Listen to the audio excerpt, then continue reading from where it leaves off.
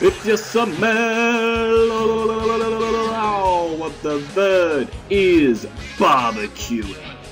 G'day jabronis of the PMC, it is the Verd, back with you again. We are here for round 3 of the PMC, and your Tampa Bay Frogadiers, we are currently 2-0 with a +5 differential after that nail-biting win over the Kansas City Kingdras. Really strong now in our Division 2.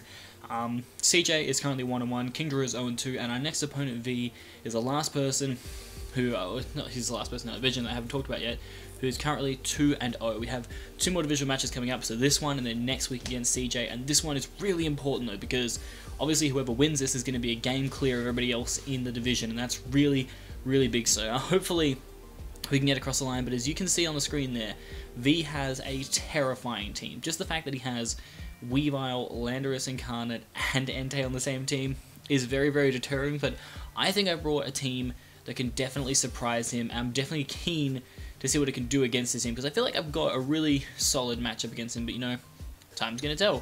So anyway, I want to kind of break down again why I didn't bring certain mons, why I did bring certain mons, and kind of, you know, my whole game plan. So when it came to this battle, guys, I'm not going to lie, when it comes to my initial divisional matches, I don't go too hard into my prep as I would do for maybe somebody who's not in my division. The reason is I need to play these guys division-wise twice, whereas, you know, when I'm doing these battles for against people like Misty and whatnot, I'm not going to be battling them again for the rest of the season, bar maybe playoffs, and so I can definitely put a lot more of my cards on the table, a lot more of my strategies on the table. But when it comes to the fact that after I play these guys once, at the end of the season I'm going to be playing them again, I definitely want to keep a lot of cards close to my chest. So when it comes to a lot of these teams, they're a bit more restrained. There are definitely a lot of ideas that I could invest into, so, you know, definitely in the comments, I'm sure you will tell me about lots of different sets that I could have brought against V that might work a bit better, and I know there are a lot of sets that work better, but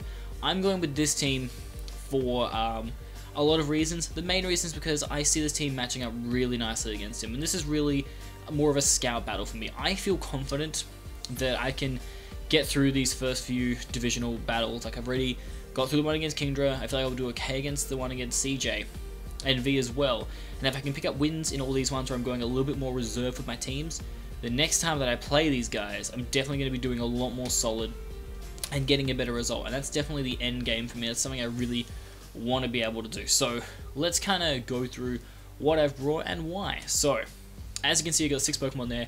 Kind of want to just first talk about the 5 Pokemon that I'm not bringing now. Mega Absol, definitely was really keen to bring it, but he does have Blastoise, which actually as a defensive pivot is really strong against Absol, so that definitely deterred me. Also, I'd have to run Protect in order to get the Mega Evolution off because it's pressured by a lot of his team, so just didn't really sit right with me, so decided not to bring it. A Selgor, he has the Espeon, which obviously, although he doesn't want to take a Bug Buzz, can deter me from Spikes, and he also has Blastoise as a really solid spinner. So yeah, didn't bring that. Didn't bring Gengar because I was scared of Weavile being able to Pursuit Trap and kill me, and he does have Vaporeon, which actually walls Gengar quite nicely in this situation. I'm expecting a specially defensive Vaporeon to wall that Gengar. Then, following up from that, Braviary I felt wasn't, you know, the best, because again he has a lot of very good defensive walls, the main one obviously being Cofagrigus to Braviary. They can't really break through that, so again, definitely unfortunate in that regard. And finally, I believe, was who's the other person that's not coming to this battle today? It's one more Mon. Tangrowth, that's right. Tangrowth, although Assault Vest could have been really solid, but it loses pretty much to 90% of my opponent's team, so definitely probably wasn't my best option in this matchup. But these are the 6 that I've gone with, and I'm going to kind of run through the sets now. And as you can see, the first set is looking pretty darn wild. So I had to go with lead Nidoqueen. The reason for this is because Nidoqueen has a phenomenal matchup against V's team on lead. Because in the past, V has been known to lead with things like the Weavile, and he will sometimes lead with the Landorus, and so that's really nice to me, because this Nidoqueen is basically designed with the purpose that I can kill one of them, potentially, turn 1. So, my premise is that if he has a Weavile in against a Nidoqueen, he is definitely in the power position. He knows that I have a Hitmontop or a Florges or even a Heatran, even a freaking Lantern, that I can go back into to deal with that Weavile, easy peasy, happy days. He knows that, so his safe play is probably just to stay in a knockoff, because he knows I'm going to switch out my Nidoqueen. He can just get a free knockoff, it's fine. And that's where I surprise him with the fact that I am a Scarf Nidoqueen designed to outspeed Jolly Weavile by just one singular point, but that will be enough for me to fire off my double kick. And the reason I have double kick, guys, is because it hits twice. So on the off chance that he is a Sash Weavile, he is going to be brought down to his Sash, not on the first kick, but it basically will beat Sash Weavile. It also will counter the potential Chopper Weavile that he could be, and will allow me to bring him down to the point where he will die to Stealth Rocks if I end up getting them up later in the game, which is really, really crucial if I can do that. But if it is any standard Weavile set, it will pretty much just kill it straight away, and that is massive. Getting rid of Weavile as one of his biggest offensive threats is big. Probably even bigger than that, though, would be getting rid of Landorus, which I can do turn 1 with the Ice Punch. If he is Yachi, unfortunate. If he turns out to be Choice Scarfed, I won't really mind too much losing Nidoqueen turn 1 to the Choice Scarf, because I feel my team can definitely function around Choice Scarf Lando better than it can function around a lot of other things. So definitely not too fussed with that. And if he is Yachi, it's also not too bad if I die that turn, because I think his better play is actually just going to be going for something like the knockoff, because he knows that if he has a Yachi, he can take a hit, or he may go for his own rocks. I can definitely play around that. And if he doesn't have the Life Orb, then I definitely have a lot of things that counter the Landorus a lot better. But Nidoqueen, the reason I just have Earthquake, by the way, as well, guys, is just because it's just a generally good stab move.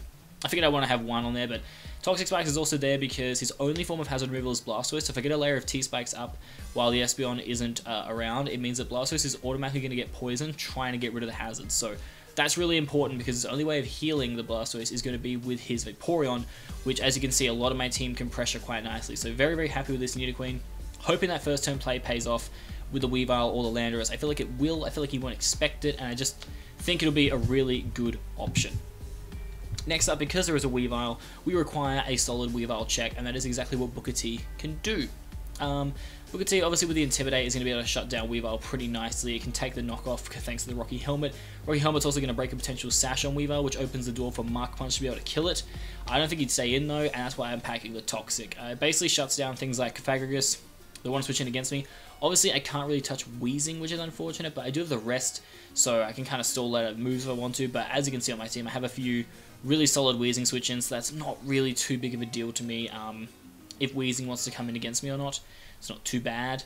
And I just feel like Hitmontop just has a really solid matchup against the Weavile. And also, even just having the Intimidate with the rest and the Toxic means I actually match up decently against Entei as well. I can come in, take a Sacred Fire after the Intimidate, and then fire off a Toxic to be able to wear that thing down. Because like I said, his only way to heal his team up from status is either with Rest, which is always a bit unreliable, and Vaporeon. But the reason why I have Rest on my Hitmontop is because I'm actually going to be running 2 Heal Bellas this week, and so I feel very confident that I'm able to get the Heal Bell off and heal up my Hitmontop, and allow Base to get back to full for free. So it was just a really budget, easy way to do it, and it puts a lot of ease on you, knowing you can just go for the Rest, switch out into one of your Heal Bellas, and have that support. So that's really, really nice. Mark Punch is also just there on the off chance that I'm low on health, and the Ice Shard from Weavile won't be able to kill me, and I can just get the kill on Weavile before he gets the kill on me. Just a really important bit of priority there. Next up, we have Gold Dust, my Florges. I'm deciding to run a fully specially defensive set. There are a few reasons behind this. The main one is that a fully specially defensive set is my primary way of shutting down a specially offensive Lando, but also it just shuts down things like the Vaporeon. It shuts down the Regice. Flash Cannon from Modest Regice is doing like 30% to me. I can just Moonblast, Spadef drop right back, or just Wish Protect and all that jazz. It's good. Also, it's one of my 2 Mega Blastoise checks. It's just very, very solid against my opponent's team. Being able to just Wish and pass out to other things in certain situations is phenomenal to heal them. And like I said, because of the Heal Bell with the Rest on Hitmontop, that's really, really nice to be able to heal that thing back up quite easily. Obviously, it doesn't have great matchup against things like the Entei or the Wheezing, but I can definitely play around that, and it has the bulk to be able to take hits from a lot of my opponent's threats, which is very, very important. The last of my real defensive pivots, like I'd say my main 3 defensive core is Hitmontop, Florges, and Lantern. Cress is also kind of in there, but we'll get to that. But Lantern basically finishes it off. I'm running a bit of a weird mixed bulk Lantern. It basically has like a double action duty to it, so basically on one hand it can come in against the what's its name? It can come in against a Mega Blastoise because of Water Absorb, and I can eat up those hits nicely and just get off the Volt Switch. At the same time, it has the defensive capabilities that can deal with Banded Entei really nicely. Sacred Fire is only doing like 35% to Lantern, so even if Lantern gets burned, I can still take it on and threaten it out with, you know, Scald and whatnot. I have the Heal Bell even if I get burned. I definitely have a lot of variety in Lantern there, and I can scout basically what kind of Entei I'm going to be dealing with. I do have other ways to deal with Entei too though, so it's really nice in that situation too.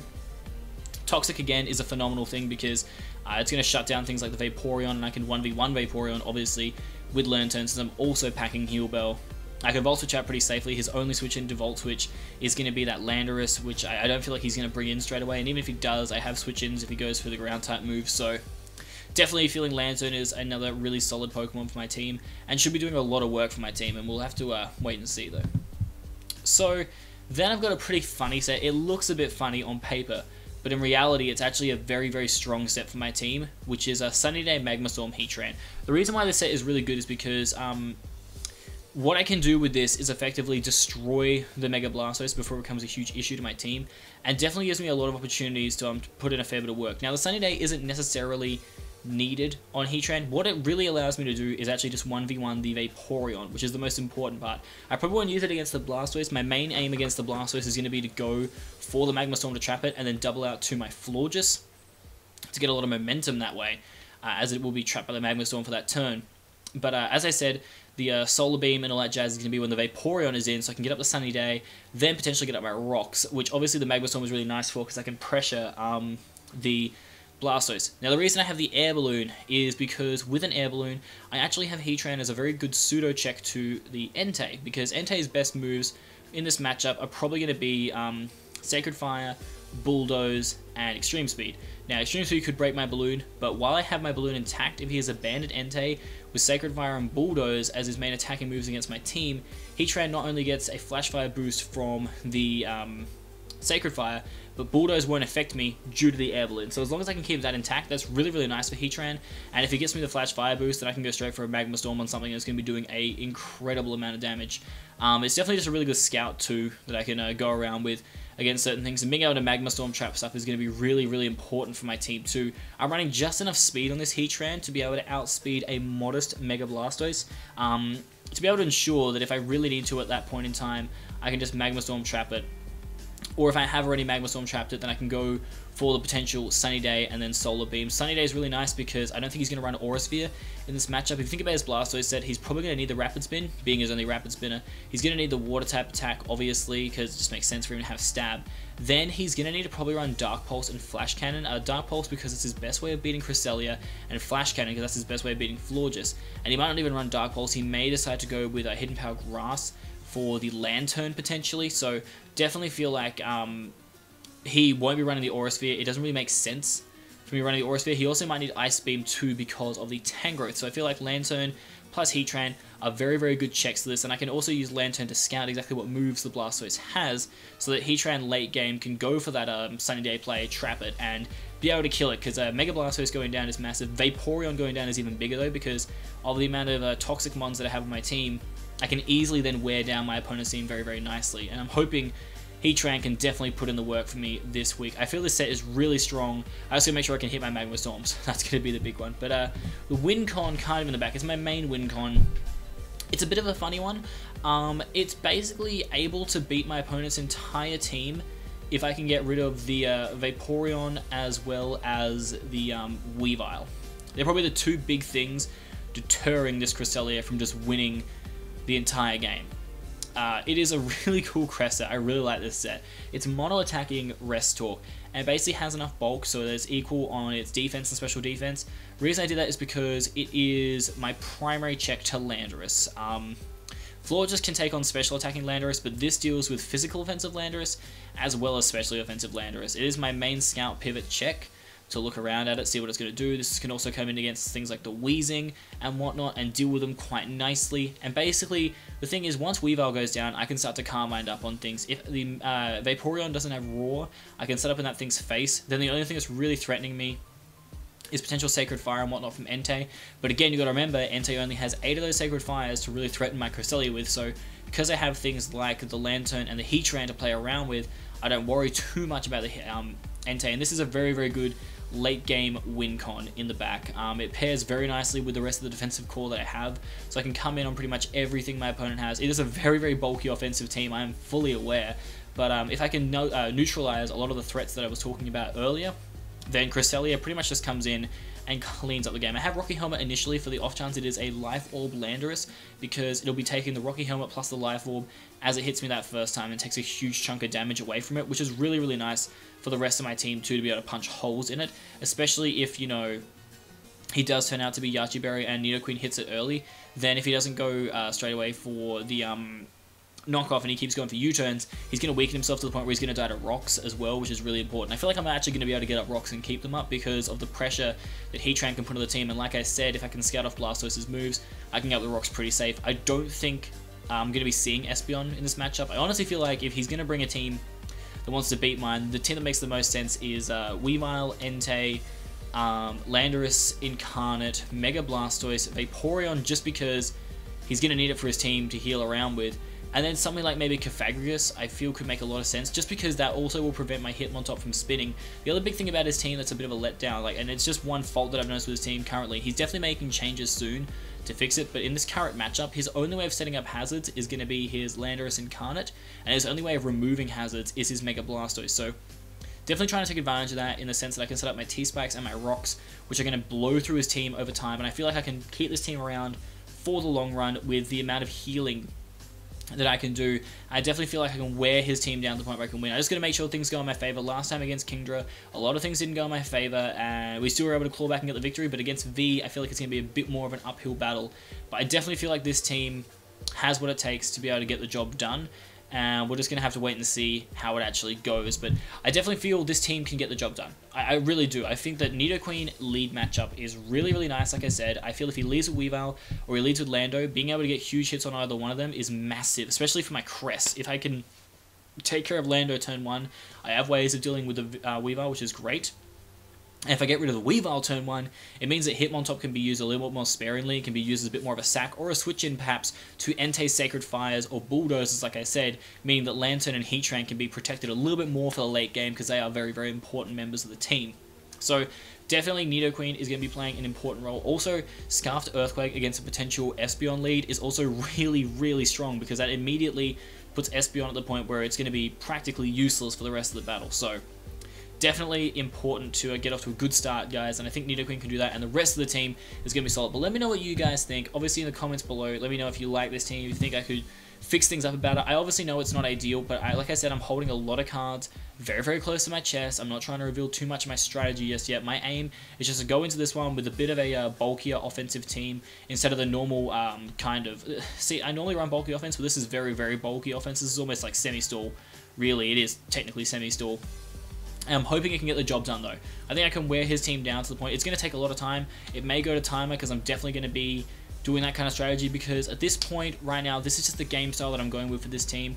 If it pays off, awesome. If it doesn't, then it doesn't. But I'm hoping we can get the job done. But make sure you go check out V's channel as well. His team, it'll be uploaded on his channel, and his link will be in the description and whatnot, and then I will be uploading the battle tomorrow for you guys to enjoy. But I'm very happy with this team. I feel like we can definitely get the job done, and hopefully the Tampa Bay Frogadiers can get to 3-0 to start our season. We started off 2-0 last season and then picked up back-to-back losses. I really don't want to see that happen again this season. I want to see us get positive results, and if we can get this win, we go clear of our division, and we will definitely be in a very, very strong position to start. But that's going to do it for me, guys. As I said, my name is The Verd. Next time, you're going to see The Verd Incarnate with this team. Hopefully we can get the win, but I am The Verd, and I'm out of this bitch.